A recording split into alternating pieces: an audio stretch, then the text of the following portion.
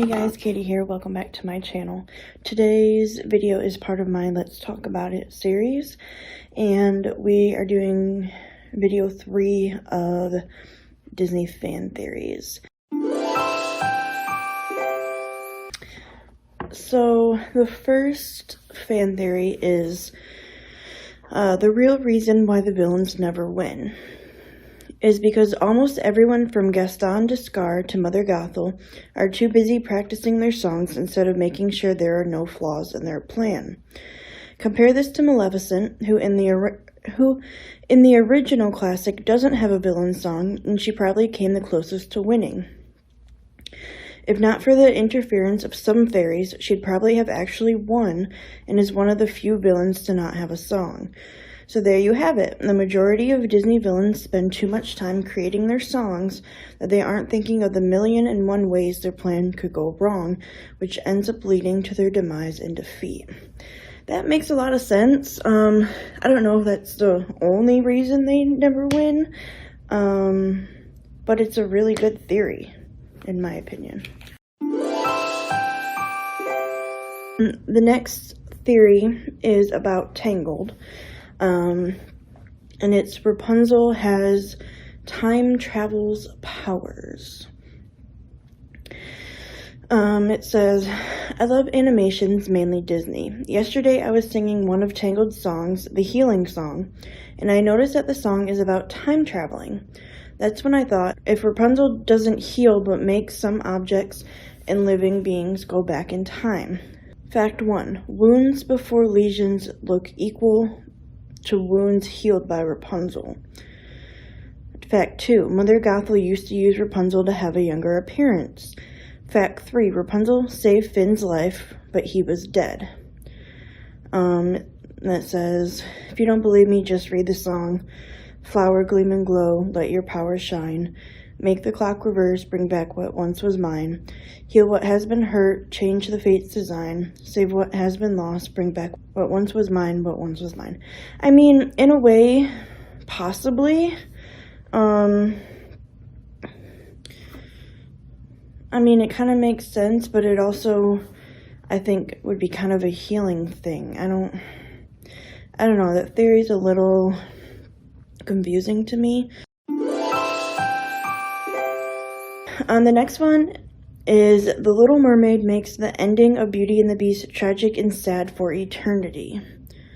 As we know, at the end of Disney's Beauty and the Beast and all his servants are changed back to normal people, as the witch's spell is broken. However, watching old Mickey cartoons with my toddler has opened my eyes to a heartbreaking discovery.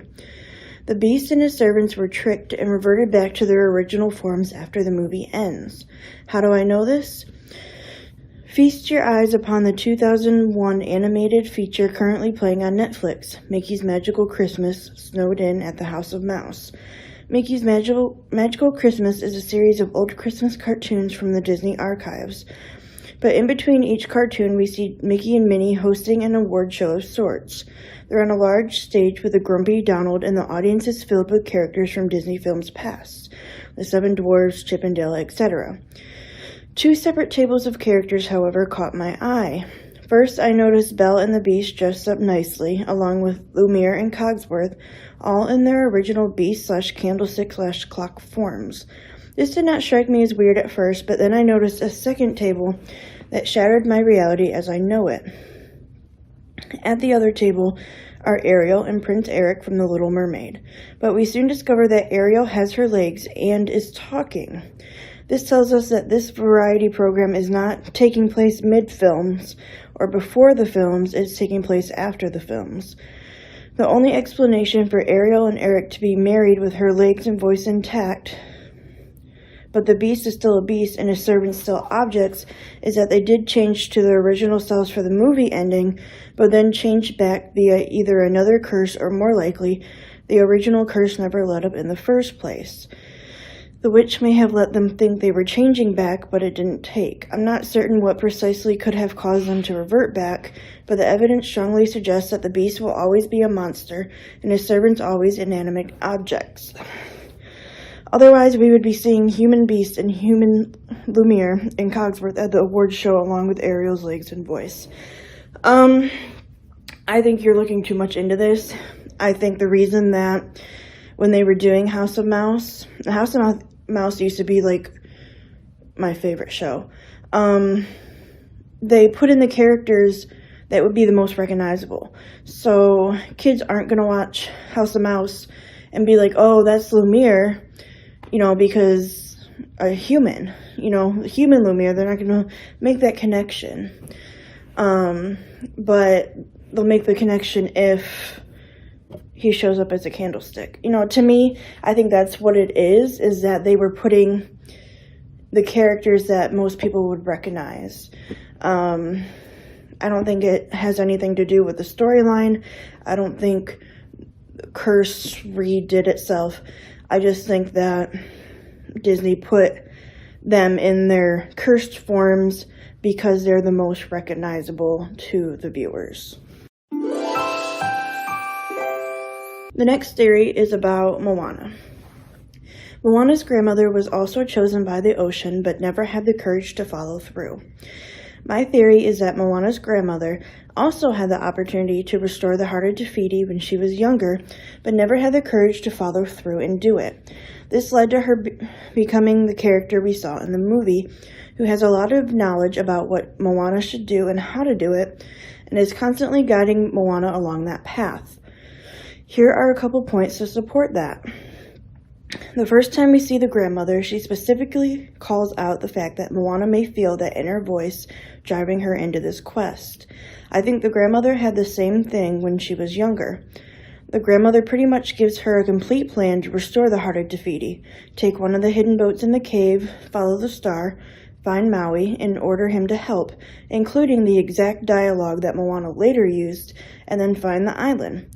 The grandma is obsessed with water and doesn't fit the mold of the rest of the islanders in the exact way as Moana. She is constantly guiding Moana to break from traditions by doing things like hanging out by the water and showing her the boats, and inspiring her to look out at the water when she's supposed to be doing her normal duties on the island. Everything the grandmother predicted came true, and she was never once surprised by any of it. The grandmother didn't have much actual support from any of the other islanders. Her story, which was 99% true, was used as nothing more than a children's tale. Based on all this, I think the grandmother originally followed a similar path until she backed away. The sea probably gave her the stone as well, which led to her researching what to do and coming up with a plan that Moana later followed. Maybe she even got as far as leaving the island and finding evidence of the spreading rot. But whatever happened, she gave up the stone and spent the rest of her life in regret. Her son clearly was never going to carry out her plan, but when Moana arrived, she found someone that potentially could. The grandmother found a new purpose in grooming Moana to carry out the plan that she originally failed to do herself. I think that makes a lot of sense. I agree. I think it makes a lot of sense. But then again, she also could be retelling stories that her ancestors had told her. Because word of mouth, that kind of thing. But this theory does give a interesting thought. I honestly would love Disney to do a little short of this theory. I think that'd be pretty cool. The next theory. Pinocchio is the reason all toys and cars are sentient in the Pixar Toy Story / Cars universe. I think that since Geppetto was a toy maker, when Pinocchio became a real boy, he went on to make a living by using the same craft learned from his father. This was not limited to simple toy making. Remember, Geppetto had some extremely impressive clocks. Pinocchio basically grew up as an engineer, but really even more than just an engineer. He was a master of making things. The problem is that Pinocchio, upon realizing his creations were alive, told them to hide their sentience from humans to avoid the troubles he faced as a kid. Assuming that this was around the late 1800s when Pinocchio grew up, it was the early 1900s and assembly line / mass production were at that time forever changing the world. Pinocchio spent years creating the machines used to produce toys, as he felt that by doing this, his creations would not be sentient. His plan worked since there were many other hands on the products on the line. The end product was not sentient, and Pinocchio was relieved. Fast forward 1950s, and Pinocchio started designing the robots used to automate mass production. He was behind the scenes in designing Unimate, the first robotic arm used on assembly lines, and since he completed the first robotic production arm, it was also sentient. How do you say that word? Sentient? Sentient? I don't know. And also its creations were sentient. Unimate was used to create cars for GM. The cars were sentient, and as more companies started to use the same robot, more cars became sentient. That word is in this so much, but I don't know how to say it. The robot quickly learned in the early stages that if humans knew it was sentient, it would be seen as a glitch and it would be reprogrammed. So Unimate hid the sentience and also told every creation to also hide. As toy companies wanted to capitalize on the car industry's success, and with many of them knowing that Pinocchio actually had a background in toys, they appealed to him to help them also get a robot. They, big companies, Mattel, Hasbro, etc., ordered robots from Unimation, the same company Pinocchio still worked for, and he designed the machines that all the toy companies started to use with the same result as the cars. Toys were sentient, and the Unimate robots told the toys to hide the sentience from humans. In the small cases where a toy ignored the advice, they were quickly killed by fearful people, further cementing the truth to the warnings of the Unimates that created them. Whoa. Okay.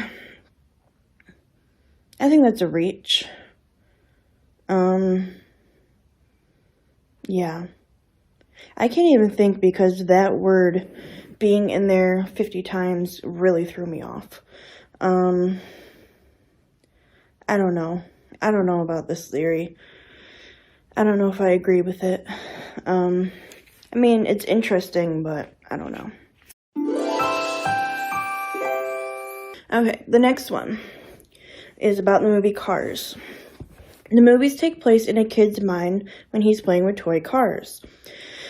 Most Pixar fans know that the Cars franchise has really bad world building. You might have seen memes about Car Hitler and Car 9/11 evidence because of loose historical flashbacks from both the main Cars franchise and Disney's fanfiction Planes. But what if the movies were designed to be ridiculously nonsensical on purpose because a kid made them? In the beginning of Toy Story 3, it starts with Andy playing with his toys and showing it in his mind of what's going on. What if the Cars franchise was the extended version of this?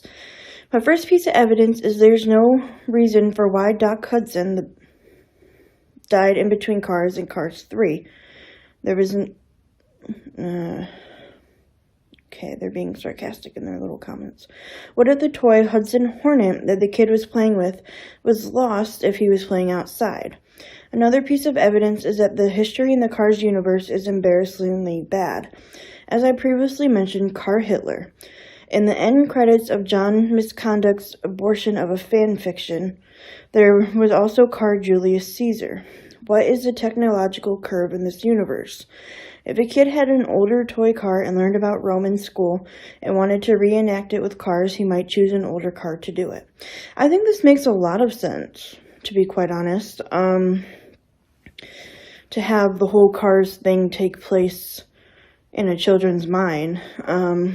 I think that's a good theory because the Cars movies...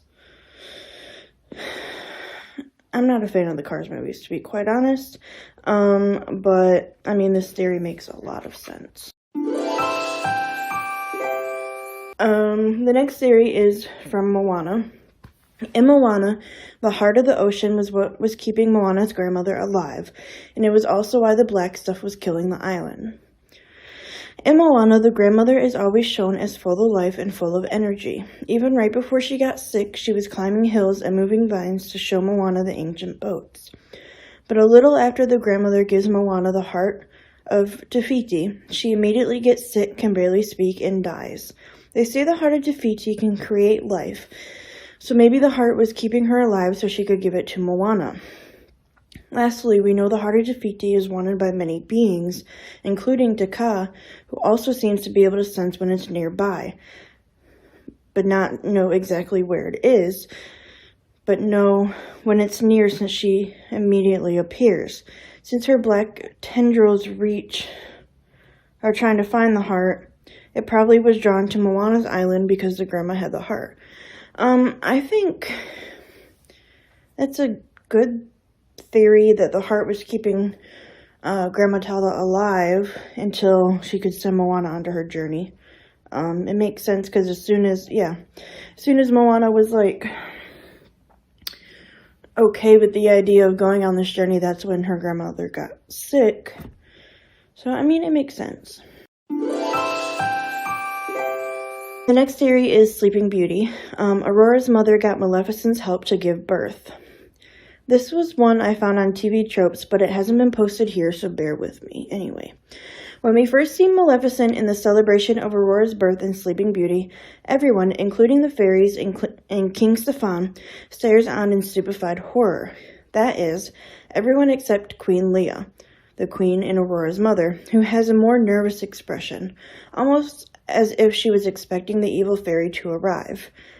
Then, when the good fairies calmly tell Maleficent she wasn't invited, she reacts seemingly with a surprise. That, and Maleficent infamously cursing Aurora to die only happened after that exchange. Lastly, remember how in the beginning of the film it was said Aurora's parents had struggled to bear a child for years. Surely these facts are not coincidental. As such, it is possible, likely in fact, that Queen Leia turned to Maleficent's sorcery to be able to bear a child. Maleficent agreed, on condition that Leia promised to acknowledge her once Aurora was born. However, things went downhill because Leia knew that Maleficent had a rather nasty reputation and went back on the promise. So when Maleficent found this out, hence her surprise reaction, she quickly decided that if Leia wasn't keeping her promise, then the deal was off and Aurora had to go. The whole 16 years thing was to further twist the knife as revenge for how Leia backed out at the last minute. That makes a lot of sense. Definitely makes a lot of sense. I think that is a good theory, in my opinion. The next theory is about Frozen 2. Frozen 2 is a closed time loop. So this might not be true, but it popped into my head after first watch and thought I'd share. So Elsa is being called by a mysterious voice who we're led to believe is the god Ahtohallan. She goes on a find yourself journey, where at the end she enters a glacier of time/memory, finds out her family's history, and realizes she's the one she's been searching for her whole life. There's no magical being or sage with all the answers, it's just her. As for the voice, we're never given a totally clear explanation on who the voice actually is. If it's actually a glacial god of time/memory, her mother, who appears in her/the glacier's memory, etc. I think it's actually Elsa herself. My main evidence is that during the final notes of Show Yourself, when she's finally tapped into her full power and fully realized her own abilities, she sings the same string of notes that have been calling her to this glacier the whole movie. The same glacier where she realizes that the thing she was searching for was herself. The same glacier that always acts as a window to time and memory. So yeah, a fully empowered Elsa sings an anthem of self-realization in the depths of a glacier made of time and memory, and ends up sending the echoes of that call out to her younger self, which is what begins the journey in the first place. I also feel like this answer fits best thematically with the movie. Your dead mom calls you to realize who you are, and ancient primordial time being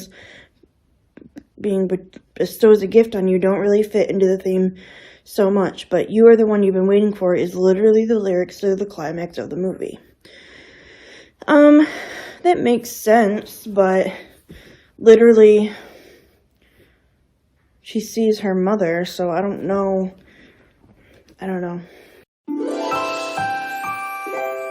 Okay, the next one is about Soul. So this is a 22 theory, and there is a trigger warning for infertility. So I'm super late watching this movie.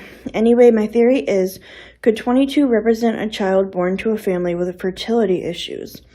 I thought, what if they were born to a family who had difficulty conceiving? 22 was in the Great Before for a very long time. Many new souls were born to families, but 22 wasn't ready to live on Earth yet. What do you all think? Could 22 represent a child born to a family with fertility issues? Personally, I don't think so. But you never know. Next one is Lion King. To prevent starvation, the lions ate the hyenas. I'm actually surprised to have not found anyone else think something like this. Okay, so the Pride Lands is in a drought, and a big reason Scar's rule is failing is nobody has any food, something both the lionesses and the hyenas repeatedly complain about. Simba comes back and takes his land back, but there's still the food problem. It can't be just suddenly better just because the rightful king returned. What is this, a Disney movie? Then it occurred to me that Simba wouldn't really care about the well-being of the hyenas. They're the enemy after all, but he would care about the well-beings of the other lions. And there's an awful lot of those hyenas. You see where I'm going with this, you read the title. Those lions survived somehow, and there's only one food source convenient. Now, admittedly, I've never seen the sequels, but I do know for a long time media acted like there were only 3 hyenas, but in the first movie we saw a freaking army of them. Yeah, it honestly seems kind of obvious. But didn't we see Pride Land turn back when when Simba came back in the whole fight with Scar? Didn't we see the Pride Lands turn back to green? And I can't remember. It's been a while since I've seen Lion King. I mean, yeah, if you think about it, like, realistically, yeah, probably. But in Disney's mind, I don't know. The next theory is another soul theory, and it says the Jerrys set Joe up. After rewatching Soul for the umpteenth time with my toddler, I finally realized something that has been bothering me since the 4th or 5th watch. Anyway, the Jerrys very clearly picked Joe and orchestrated his whole inspiration thing. Let me explain. We know that 22 has been at the youth seminar for a while and has gone through a lot of mentors, and the mentors have covered a frankly speaking huge span of personalities, moral compasses, and beliefs. From Mother Teresa to George Orwell, of all people. Sure, these could have just been humorous name drops, but we also see the inside of her little cave with the hundreds, if not thousands, of name tags she has picked up over all this time. The entire point of the Great Before / Youth Seminar is to prepare souls for Earth no matter how long it takes. We initially think 22 has been there a long time because she is such a low number, but that's not necessarily the case because we hear at least one other low number during the course of the movie, that being soul number 37, close to when we first get there. But that's not the bigger giveaway. No, to me, it's the mentor placement ceremony. Let's go over the chain of events just real quick. We get an instructional video, one soul placed, number 108 billion something, then 22 gets placed with Joe. This scene here has always bothered me. The sorting isn't being done in ascending or descending order of soul given the wide expanse between the first 2 numbers, and it's definitely not alphabetically based on the mentors given it went from Maria to suddenly Joe, as Bjorn, I don't know how to say his name. My theory is thus that the Jerrys had picked Joe to be 22's mentor and for the entire Earth trip to happen. They picked someone who got so injured that they were nearly on death's door and pushed them over. You don't have to be dying for your soul to be knocked out, as we see with Terry and Paul. But it was more important than just picking a random person. They need someone who just had something big happen that would serve as a driving source to get back. Someone whose time it definitely wasn't, and probably most importantly, someone who lived relatively close to Moonwood, who I'm absolutely convinced the Jerry's new 22 had a friendship with. The other astral travelers might have worked, but Moonwind was much farther out there than the others and was immediately open to helping Joe. It also helps that Joe's last name, Gardner, puts him far enough down the list that it would take Terry a while to actually hunt him down. When I first saw the movie, it was strange to me that the Jerrys all more or less just shrugged Joe being gone, even though it seems like a massive blunder, but it's simply because they wanted this. The youth seminar is literally just now rebranding, but why? Who the hell are they rebranding for? It can't be the souls, so it has to be for the mentors. I think Joe was an experimental run to see what would happen if you did give the most stubborn of souls a chance to actually experience Earth, and his success with their biggest problem child was the inspiration they needed to proceed with their plan.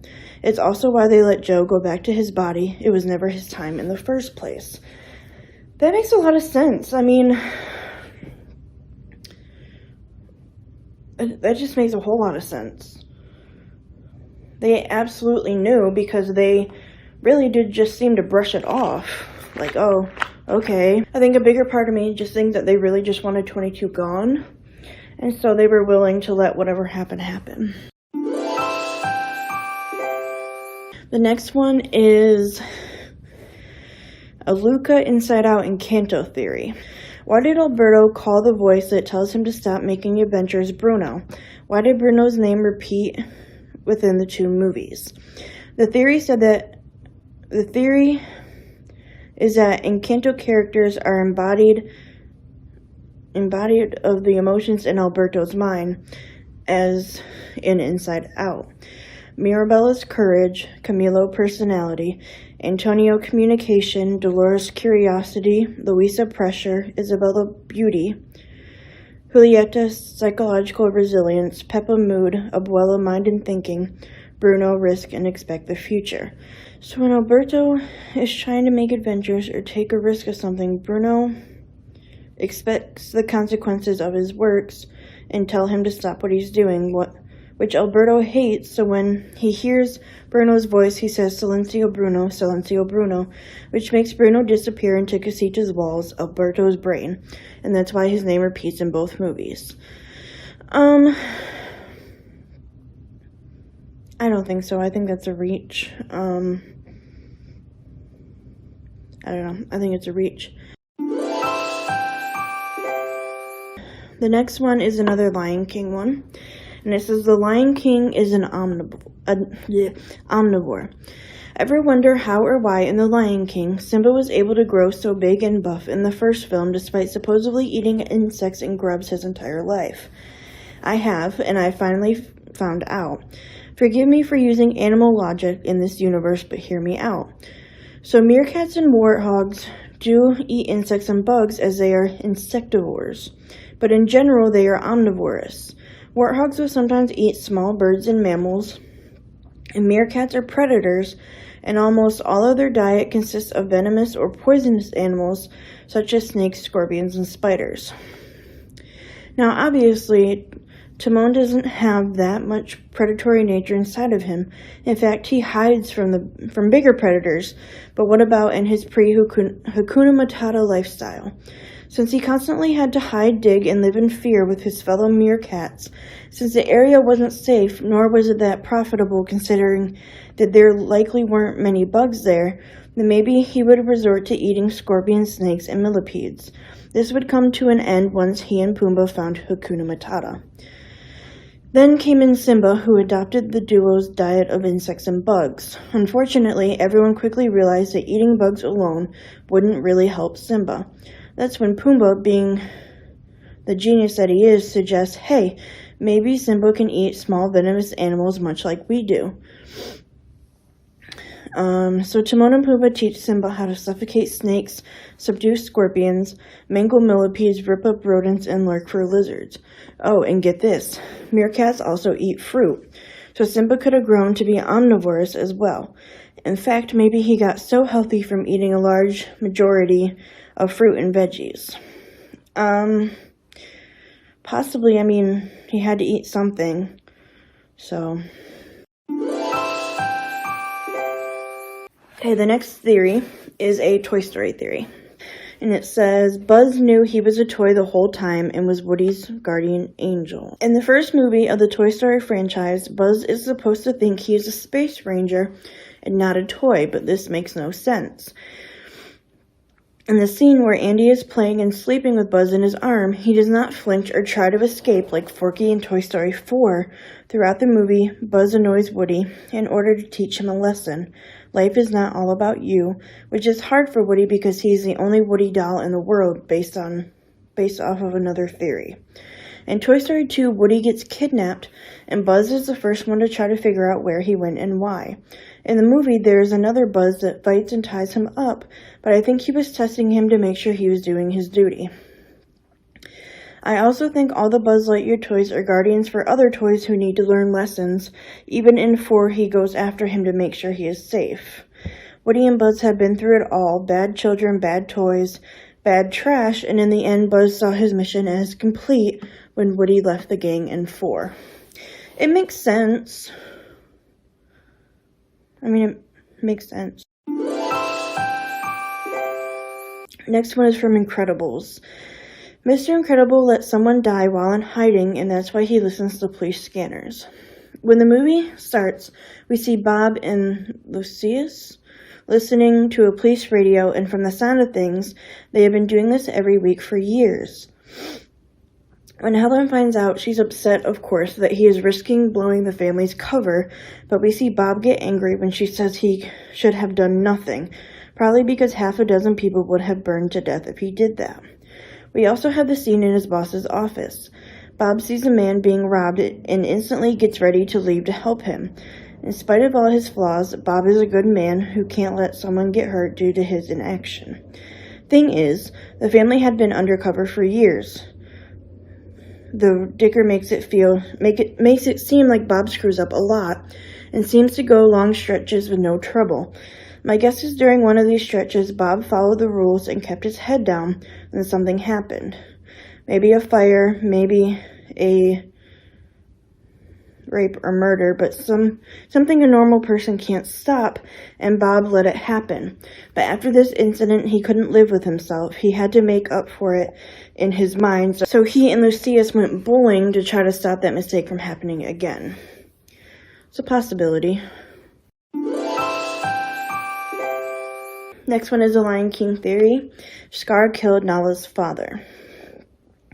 Hi, I have a theory that may just make sense as to why we don't see Nala's father and what had happened to him. My theory is that Nala's father was one of the members of the previous Lion Guard, a group that protects the Pride Lands, a cartoon shown on Disney Junior. It tells the story that Scar, who the leader of the previous Lion Guard, wanted them to help him kill Mufasa, and they refused, so he used the Roar of the Elders to kill all the members of the previous Lion Guard, which in my theory was that one of them was Nala's father. The thing about lions is, isn't there usually one male in the pride, and he's technically the father to all the cubs? Isn't that how that works? So, Mufasa could very well just be Nala's father. So in a way, yeah, Scar did kill Nala's father. He killed Mufasa. The next one is a Ratatouille theory. Are Gusteau and Anton Ego related? My theory is Gusteau and Anton are brothers. Here is why. Firstly, Mabel's house, the old woman at the start of the movie, is the exact same layout, exact same things, all in the exact same places. They are identical to Anton Ego's house when he was a child. We saw his house when he ate the ratatouille that Remy served. Another point is that in Mabel's house, there were picture frames that had the picture of a silhouette that seemed to look like Gusteau. However, it also included the characteristics of Anton. Therefore, the picture is likely to be Gusteau's and Anton's father, This also means that Mabel would be the mother since we found the picture in her house. Also, it would have been heartbreaking news when your own brother has taken away a star from your restaurant, therefore it killed him. This also suggests why Mabel is always obsessing watching Gusto's cooking channel over her dead son. This is just a theory, so let me know your ideas on it. I think it makes a whole lot of sense. Definitely a whole lot of sense. The next one is a Little Mermaid one. New view on Prince Eric from Disney's The Little Mermaid and the positive message he provides. For those who have not seen The Little Mermaid, here's the basic plot. Ariel, a young mermaid, is infatuated with a human in life above the sea. This fascination is disapproved of by her father, so naturally she does whatever she can to be a human. In comes Sea Witch Ursula. Ursula provides Ariel with a contract where in exchange for her voice, she now has 3 days to get Eric to kiss her to win her voice back and not become Ursula's slave. Here comes the theory. Ariel has to get Eric to kiss her without her voice. No matter what she tries, she is always foiled. Why? Because Eric is a nice boy waiting for verbal consent to make the next move. He may be tempted heavily, but never kisses Ariel. Though in the end, this is an issue that causes problems from Ariel he had no clue about. Eric may be the only Disney prince who waits for clear consent. This mutually understanding and clear consent is a great theme that all teenagers need to learn. I think Eric was just dumb, to be honest. I don't know, that seems to be, like, the theme for, like, I mean, in Cinderella, the prince was dumb.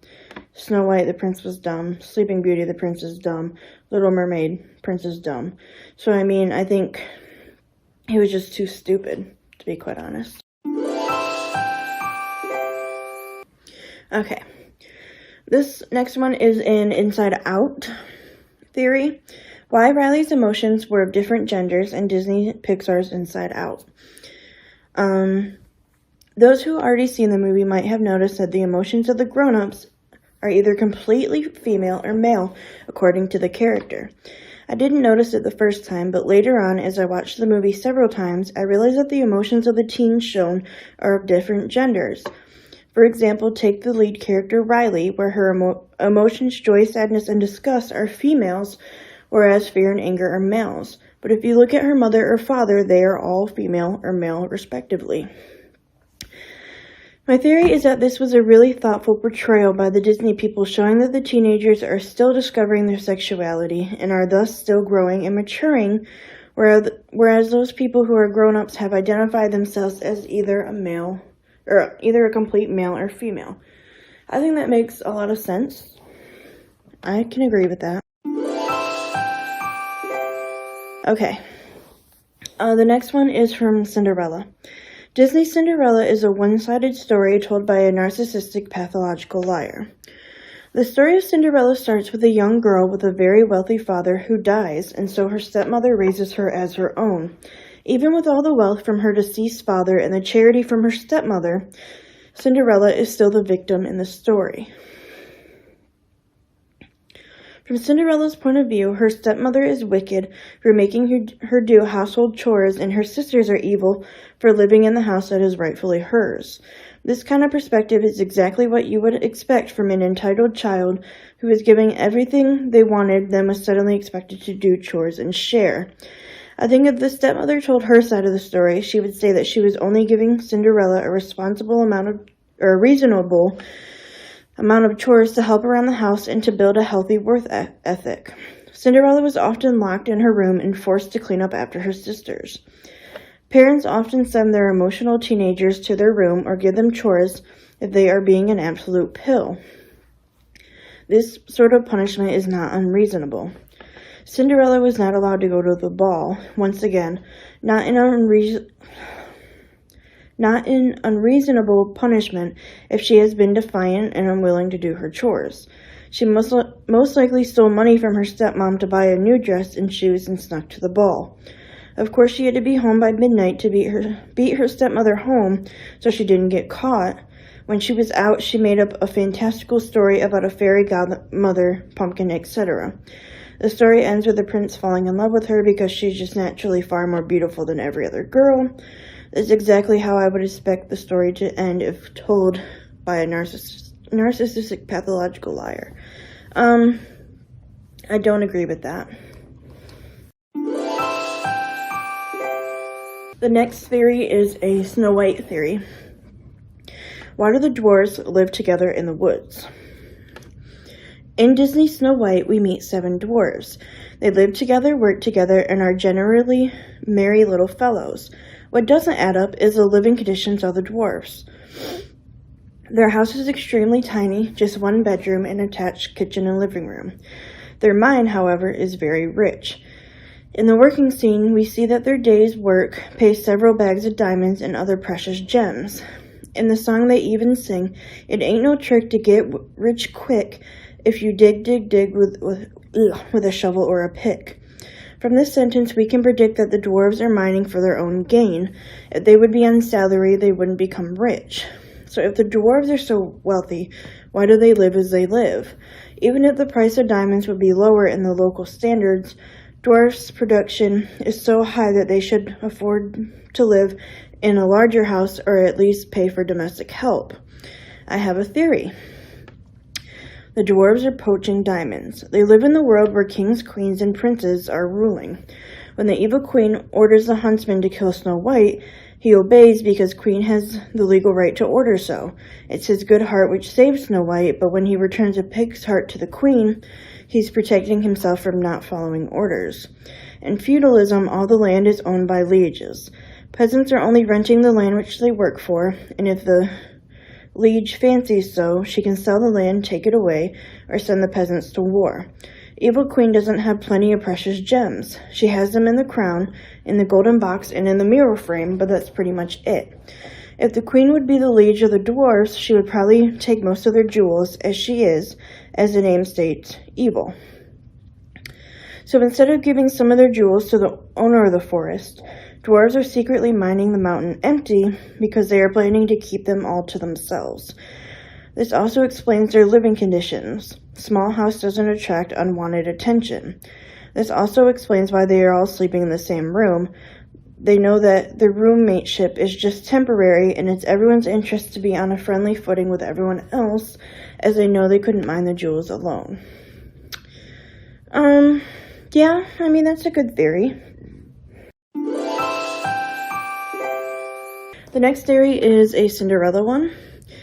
And it's Lady Tremaine is a Black Widow. It's more of a headcanon than anything else, and I admittedly don't have much evidence, but yeah, you have to admit that it is kind of odd that Cinderella's father, who looked perfectly healthy in the movie's intro, suddenly fell deathly ill after marrying her. My theory, Lady Tremaine poisoned him for his fortune. She did the same to Anastasia and Drizella's father, which is why he isn't in the picture anymore. I'm guessing she either squandered his money or she got greedy, so she set her sights even higher and seduced Cinderella's father into falling in love with her. She didn't kill Cinderella as well, though I'm sure she had plans to in the future to avoid making herself suspectable. Makes a whole lot of sense, to be quite honest. And the last theory we're going to talk about in this video is from Lady and the Tramp. Tramp from Lady and the Tramp has fostered way more litters than he lets on. I wouldn't be surprised if some of the stray dogs roaming the streets were his puppies. I also think he's romanticized other house dogs besides Lady, which would result in them having puppies as well. Basically, he's a deadbeat dad who abandoned all his past families in order to take care of the one he picked. I mean, who knows, but, yeah. Possibly. Anyway, that's all the Disney theories we're going to talk about today. I am actually going to make a 4th one because I still have a lot left. Do you guys agree with any of these theories, or are there any theories that I talked about that are just way off the wall that you don't think is even a thing? Do you have Disney theories of your own you want to share? Make sure to leave a comment. And I will see you guys in the next video. Bye.